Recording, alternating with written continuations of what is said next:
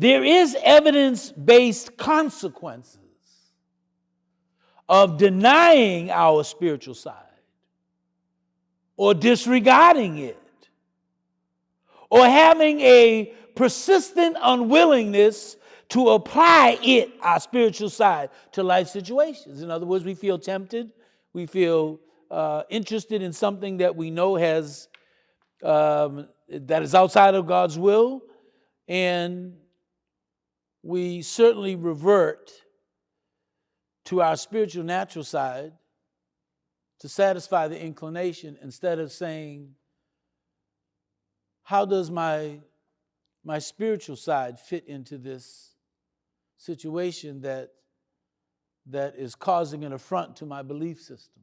Hello? Anytime, we desire to do something wrong, we're simply illuminating a weakness. But what aspiration do we have to consult our spiritual side in the matter so that the outcome doesn't consume us or victimize us?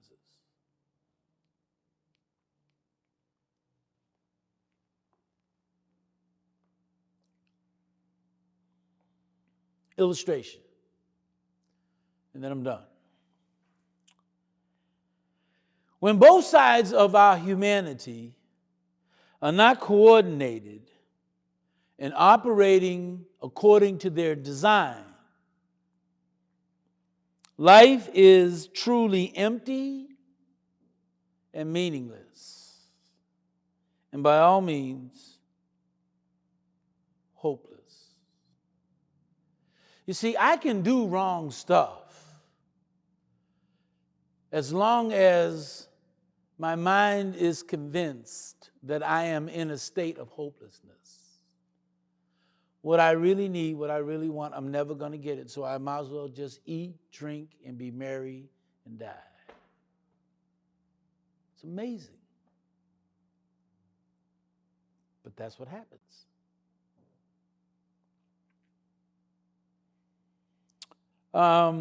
There is a theory that has been developed by a group of spiritualists and psychologists who are committed to the spiritual realm.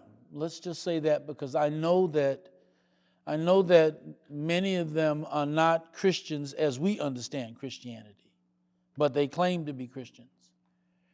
And they're an institute who has committed themselves to studying spirituality in order to offer a form of therapy to drug addicts, alcoholics, people who have mental health challenges, generally speaking, people who have cultivated their addictive tendencies and can't manage them no longer. And this is what they say. If a human being is living exclusively on his or her natural side alone, eating, sleeping, and breathing, okay, that's their prototype for life.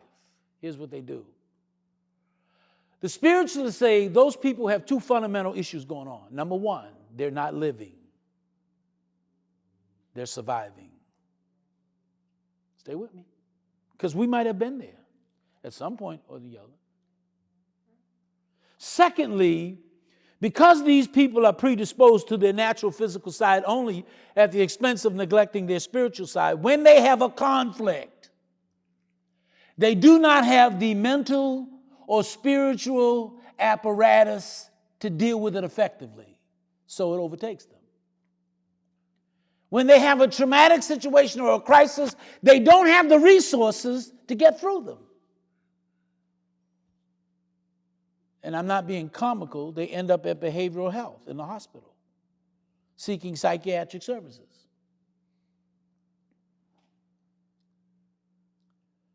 Because they're only living on half of their human potential.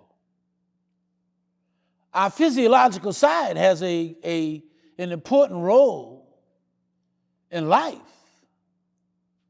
But we've also been given another side, it's called our spiritual side, that must exercise power and authority over the natural physical side, the spiritual side. Its function is to bring balance into the life gift that God has given us. I hope you can see this so far. Okay?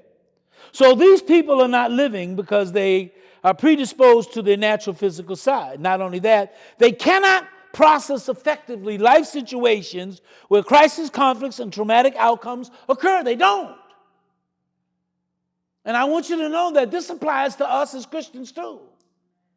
Because if we're not focused on this understanding that is offered in the scriptures, then we're doing the same thing. Anytime we have a shocking moment, a difficult moment, a frustrating moment, a challenge, and we just go right to the flesh. And the Spirit is saying, sitting out there, yo, hey, my man, I'm here. I want to help you. Integrate me into the situation or the circumstance so we can please God and so that we can benefit. To live in this fallen world, God has given us spiritual resources that must be instrumentally a part of how we practice and handle the gift of life that He has given us. It's instrumental. Relationships, problems that get exasperated and lead to violence, discord, and in some instance, murder, could quite frankly be eliminated or diminished with love and peace and patience and kindness and goodness and faithfulness and self-control. Hello. You see, that's the sort of beautiful illusion that God gave me this morning in Bible class. You do that. You do this, and God will do that. Hello? You do what your spiritual side, under the influence of God's guidance and direction through His Spirit, you do what God says, and let Him do the other stuff.